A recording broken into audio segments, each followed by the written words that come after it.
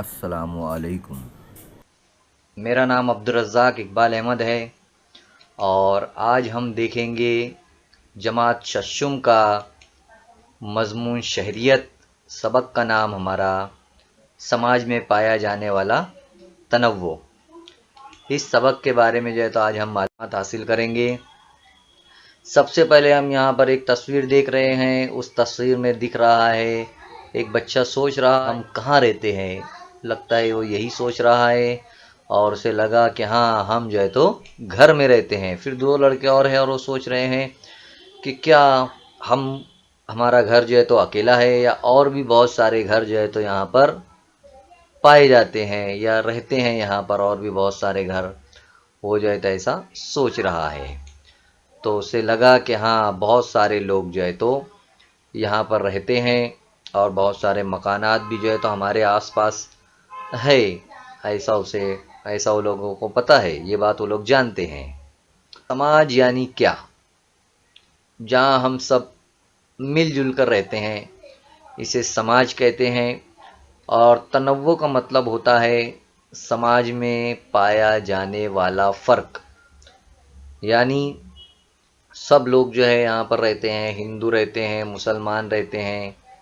آپ لوگ سماج کی تو یہاں پر تصویر بھی دیکھ رہے ہیں، ایک طرف تو بڑی بڑی بلڈنگیں نظر آ رہی ہے، ایک طرف تو گاؤں نظر آ رہا ہے، یعنی یہاں پر سماج میں تو ایک ساتھ لوگ مل کر رہتے ہیں، اور الگ الگ زبانیں ہیں، الگ الگ لباس ہے، الگ الگ تو ان کے رہن سہن ہے، مذاہب ان کے الگ الگ ہے، پھر بھی مل جل کر رہتے ہیں۔ تنوع میں بھی تو ان کے اندر الگ الگ ہونے کے باوجود بھی تو کوئی بات نہیں ہے۔ ہم جس سماج میں رہتے ہیں کیا وہاں تمام لوگوں کے لباس، زبان، مذہب، تہوار ایک جیسے ہوتے ہیں؟ یہ تو لباس دیکھیے الگ الگ سب کے رہتے ہیں، زبانیں یہاں پر بہت ساری دی ہوئی ہے، ساتھ ہی ساتھ الگ الگ مذاہب کے ماننے والے لوگ بھی یہاں پر رہتے ہیں۔ یہاں مسجد تو آپ لوگوں کو بنی ہوئی نظر آ رہی ہے، الگ الگ رسم و رواج ہے، الگ الگ ان کے لباس ہے، یہ بھی تو آپ لوگوں کو نظر آ رہا ہے یہاں پر۔ تو اس کے بعد بھی سب لوگ ایک ساتھ رہتے ہیں، جن کی زبانیں الگ ہیں، جن کے مذاہب الگ ہیں۔ یہاں پر آپ لوگ تصویر میں دیکھ سکتے ہیں بہت سارے مذاہب کے الگ الگ ماننے والے لوگ آپ لوگوں کو نظر آ رہے ہوں گے، جیسے ایک نظر آ رہے ہیں ہندو، مسلم، سکھ، عیسائی ہے، جین ہے، بودھ ہے، الگ الگ مذاہب کے ماننے والے لوگ تو پورے بھارت میں رہتے ہیں۔ یہاں آپ لوگ بھارت کی تصویر بھی دیکھ سکتے ہیں، اور ساتھ ہی ساتھ یہاں پر یہ لوگ سب مل جل کر رہتے ہیں، ان کے اندر اتحاد ہے، اور تنوع ہی تو ہماری طاقت ہے، یعنی اختلاف میں ہی تو ہم اتحاد کے ساتھ رہتے ہیں۔ الگ الگ مذاہب کے یہاں پر آپ لوگ سمبول نظر آ رہے ہوں گے، ہندو، مسلم، جین اور سکھ مذہب کے تو یہ نشانیاں ہیں، سمبولز دیے ہوئے ہیں یہاں پر الگ الگ مذاہب کے۔ یہاں پر مراٹھی، کنڑ، تیلگو، بنگالی، ہندی، گجراتی اور اردو جیسی مختلف زبان بولنے والے افراد ہمارے آس پاس رہتے ہیں۔ آپ لوگ تمام ہی لوگوں کی تصاویر دیکھ رہے ہیں یہاں پر۔ بولنے والوں کی دیکھو تصویر دکھ رہی ہے، گجراتی زبان بولنے والے لوگوں کی تصاویر ہے، اردو زبان بولنے والے کا ایک بچہ تو یہاں پر نظر آ رہا ہے آپ لوگوں کو، جو حروف تہجی تو بتا رہا ہے۔ تو اس کا مطلب یہ ہے کہ الگ الگ مذاہب کے، الگ الگ زبانوں کے لوگ یہاں پر رہتے ہیں، ان کی طرز زندگی تو الگ الگ ہے، ان کی عبادت گاہ الگ ہے، پوجا پاٹ الگ الگ کرتے ہیں، عبادت الگ کرتے ہیں، تو ہوتا آ رہا ہے۔ یہاں آپ لوگ دیکھ سکتے ہیں کہ یہاں پر بھارت کا تو جھنڈا نظر آ رہا ہے، پرچم، اور اس پرچم کے ساتھ ساتھ آپ لوگ دیکھ سکتے ہیں بھارت کا نقشہ بھی نظر آ رہا ہے، اور بہت سارے مذاہب کے ماننے والے لوگ تو یہاں پر آپ لوگوں کو دکھائی دے رہے ہوں گے۔ اور تنوع ہی ہماری طاقت ہے، یہ بتایا جا رہا ہے یہاں پر، یعنی کہ ہم اختلاف میں بھی اتحاد رکھتے ہیں، ہماری سوسائٹی، ہمارا سماج بہت بڑا سماج ہے. ہم ایک دوسرے کے ساتھ مل جل کر رہتے ہیں. الگ الگ رسم و رواج ہونے کے ساتھ ساتھ بھی ہم ایک دوسرے کا احترام کرتے ہیں، اور ہمارے اندر سماجی ہم آہنگی ہے. جب بھی کبھی ہم پر قدرتی آفات آتی ہے، جیسے ابھی کرونا وائرس آیا ہے، یا دوسرے اگر کچھ بھی سیلاب ہے، قحط ہے اگر آتا ہے، تو ہم سب مل جل کر اس کا سامنا کرتے ہیں. ہم ایک دوسرے کی مدد کرتے ہیں، چاہے وہ کسی بھی مذہب کا ہو، کسی بھی ذات کا ہو. ہم لوگ جو ہے تو ایک دوسرے کی کرتے ہیں.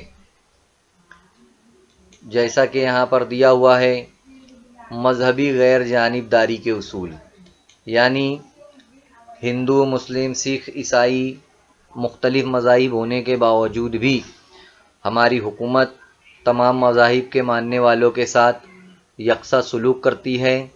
تمام لوگوں کے ساتھ جو ہے تو برابر کا سلوک کرتی ہے. ابھی اگر دستور میں تمام چیزیں جو ہے تو لکھی گئی ہے کہ تمام مذاہب کے ساتھ جو ہے تو یکساں سلوک کیا جائے گا، ایک جیسا سلوک جو ہے تو کیا جائے گا. اس طرح سے جو ہے تو تمام باتیں جو ہے تو یہاں پر بتائی گئی ہے. مذہب کی بنیاد پر افراد میں تفریق نہیں کی جاتی ہے. حکومت تمام مذاہب کے لوگوں کے ساتھ یکساں جو ہے تو سلوک کرتی ہے. ہمارے ملک میں حکومت نہ کسی ایک مذہب کو بڑھاوا دیتی ہے، نہ ایک مذہب کے جو ہے تو گھٹاتی ہے. تمام مذاہب کے ماننے والوں کے ساتھ یکساں سلوک کیا جاتا ہے. ہر شخص کو اپنے یا اپنی پسند کے مذہب کی پیروی کرنے کی آزادی ہوتی ہے. یعنی وہ کسی بھی مذہب کے ماننے والا ہو، وہ اپنے مذہب کے عقیدوں پر، اپنے مذہب کے رسم و رواج پر عمل کر سکتا ہے. وہ کسی کو بھی اس سے کسی کی چیز کی تکلیف نہیں ہوتی ہے. مذہبی اور لسانی اقلیتوں کی حفاظت کے لیے آئین میں خصوصی دفعات پیش کی گئی ہے. یعنی مذہبی اور لسانی اقلیتیں، یعنی ایسے لوگ جو الگ مذہب کے ماننے والے ہو لیکن کم تعداد میں ہو، مختلف زبانیں بولتے ہوں لیکن ان کی تعداد جو ہے وہ کم ہے، تو ایسے لوگوں کو اقلیت کہیں گے. تو ان کے لیے بھی جو ہے تو دستور میں مختلف دفعات، مختلف قوانین، مختلف باتیں، مختلف سہولیات ان کے لیے رکھی گئی ہے. اس کے علاوہ مذہبی غیر جانبداری کے اصولوں کی وجہ سے بھارتی سماج میں مذہبی ہم آہنگی پیدا ہو گئی ہے.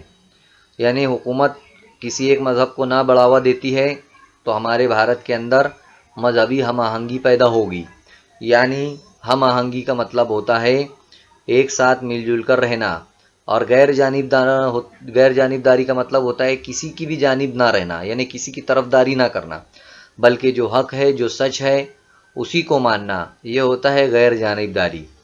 تو ہماری حکومت بھی جو ہے تو اگر اس کے اوپر عمل کرتی ہے تو ہمارے بھارت کے اندر، ہماری بھارتی سماج میں مذہبی ہم آہنگی برقرار رہے گی، وہ ختم نہیں ہوگی.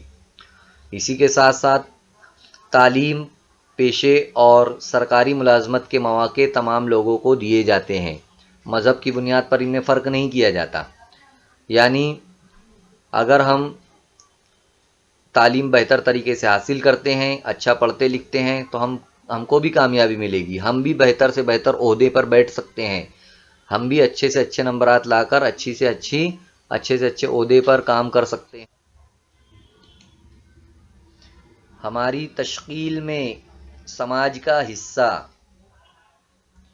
ہماری تشکیل میں یعنی ایک بچہ جب پیدا ہوتا ہے، وہ سماج میں رہتا ہے تو وہ پروان چڑھتا ہے. اس کے اندر بہت اچھی باتیں جو ہے تو پروان چڑھتی ہے. وہ بہت اچھی چیزوں کو جو ہے تو سمجھتا ہے. تو یہ سب جو چیزیں اس بچے کے اندر آتی ہے، تو وہ کہاں سے آتی ہے؟ وہ سماج سے آتی ہے. وہ سماج کے اندر وہ سیکھتا ہے. سماج کے اندر وہ سب باتیں اس کے اندر پیدا ہوتی ہے. سماج کے لوگ اس کا ساتھ دیتے ہیں، اس کا تعاون کرتے ہیں، اس کی ہر بات پر مدد کرتے ہیں. وہ سماج میں رہ کر اسکول جاتا ہے، تعلیم حاصل کرتا ہے، لوگوں سے ملتا ہے، دوست بناتا ہے، آزو بازو والوں کے ساتھ رہتا ہے. تو بہت سی چیزیں اس کے سامنے آتی ہے. لوگ اس کی हैं और समाज में ताउन, एक दूसरे की मदद करना। जिस सोसाइटी में हम रहते हैं, जिस समाज में हम रहते हैं, वहाँ पर लोग एक दूसरे की मदद करते हैं, एक दूसरे के दुख दर्द में शरीक होते हैं, एक दूसरे को अच्छा मानते हैं और एक दूसरे की हमेशा के लिए जो है तो वो मदद करते हैं, कोशिश करते हैं।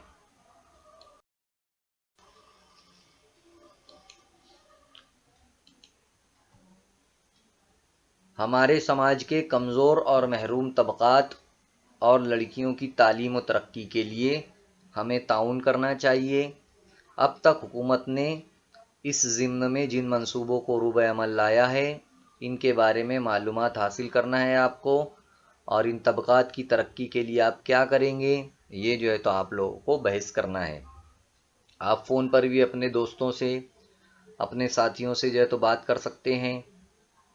सबसे पहले तो आप खुद तालीम हासिल कीजिए, अपने आस पास पड़ोस, अपने बहन भाइयों को तालीम हासिल करवाइए। अपनी बहनों को, अपने पड़ोस में रहने वाली लड़कियों को तालीम के लिए बोलिए, उनको पढ़ने के लिए उनको कहिए। जब वो तालीम हासिल करेंगे तो लड़कियों की तालीम जो है तो खुद ब खुद अच्छी हो जाएगी। और जो कमज़ोर तबक़ात है, जो नीचे ज़ात वाले हैं, जो गरीब है, उनके लिए भी जो है तो कोशिश कीजिए। और अब जब आप खुद पढ़ेंगे तो वो कोशिश धीरे धीरे अमल में आएगी भी। रवादारी और हम आहंगी। रवादारी का मतलब होता है भाईचारगी, एक साथ रहना, और हम आहंग होना यानी रब्त रहना एक दूसरे से। जैसा कि आप लोग तस्वीर में देख सकते हैं, यहाँ पर दो तस्वीर नज़र आ रही है आप लोगों को। एक ताजमहल है जो आगरा में है, भारत की सबसे बेहतर इमारत। वहाँ पर हिंदू, मुस्लिम, सिख, ईसाई सभी जाते हैं, आप तस्वीर में भी देख सकते हैं। और एक देश का झंडा है जिसे दो अलग अलग मज़ाहिब के बच्चे जो है तो संभाल रहे हैं। जाहिर सी बात है, हम संभालेंगे तभी तो देश संभलेगा। तो हमें जो है तो ये तस्वीर से यहाँ पर रवादारी और हम आहंगी नज़र आ रही है। चाहे हमारे अंदर कितने भी इख्तिलाफ हो, लेकिन हम सबको मिलकर रहना है। आप लोग ये तस्वीर देख सकते हैं।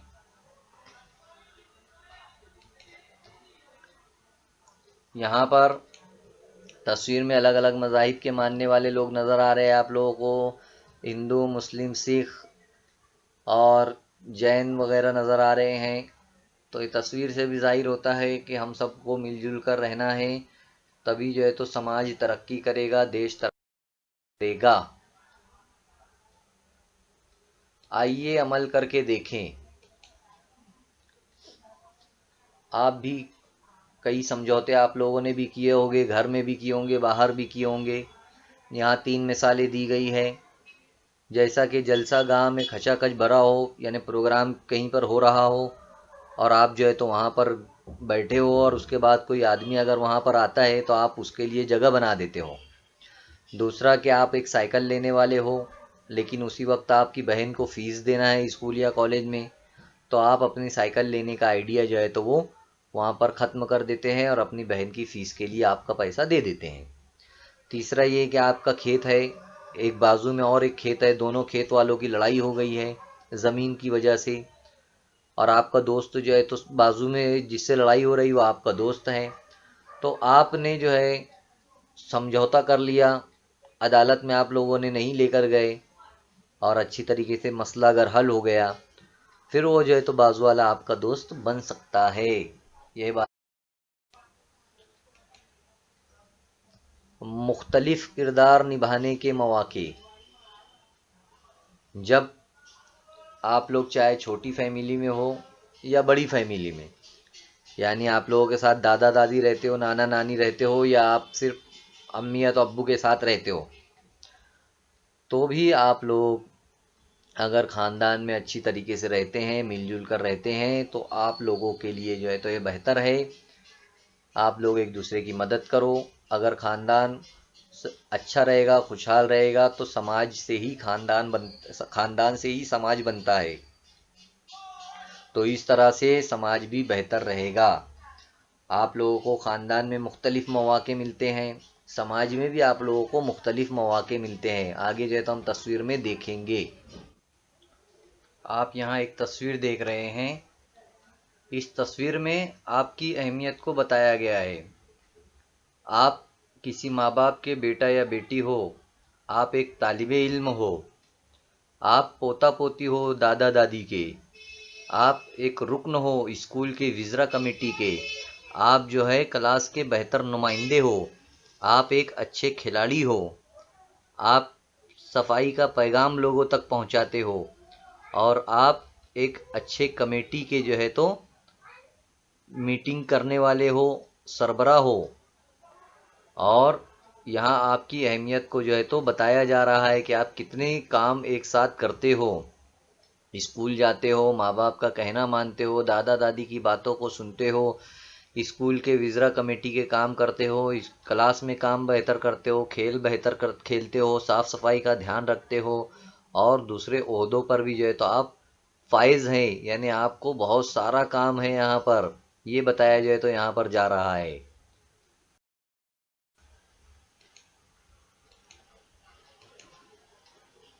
اب سماج کا نظم نسق، سماج کا نظم نسق جو ہے یعنی سماج کس طرح بہتر طریقے سے چلے۔ پہلے بڑے لوگ جو تھے وہ سماج کو بہتر طریقے سے چلاتے تھے، آبادی کم تھی تو سب لوگ مل جل کر ایک ساتھ رہتے تھے۔ جیسے جیسے آبادی بڑھی اور سماج کے اندر مختلف لوگ آنے لگے، مختلف پرابلمس ہونے لگے، غیر قانونی کام ہونے لگے، برائیاں جنم لینے لگی، تو اس کی وجہ سے سماج کا نظم نسق سنبھالنا مشکل ہو گیا۔ اس لیے ہمیں ایک دوسرے کی عزت کرنا چاہیے، مل جل کر رہنا چاہیے، ایک دوسرے کے تہواروں میں شرکت کرنا چاہیے، لوگوں کو اچھی تعلیم دینا چاہیے۔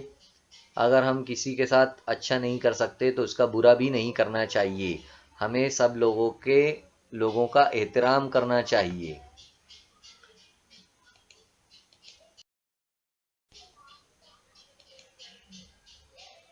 یہاں آپ لوگ ایک تصویر دیکھ رہے ہیں پولیس، اور دوسرا دیکھ رہے ہیں انڈین کلچرل آرگنائزیشن، یعنی پولیس جو ہے وہ سماج میں نظم نسق قائم رکھنے کا، یعنی سماج اچھی طریقے سے رہے اس کے لیے جو ہے تو کوشش کرے، سماج میں لڑائیاں جھگڑے نہ ہو اس کے لیے جو ہے تو پولیس کوشش کرتی ہے، ساتھ ہی ساتھ مختلف تنظیمیں سماج میں بہتری لانے کے لیے جو ہے تو کوشش کرتی ہے، تعلیم کے لیے کوشش کرتی ہے، اور سماج کے اندر اچھی چیزیں پیدا ہو اس کے لیے یہ لوگ کام کرتے ہیں۔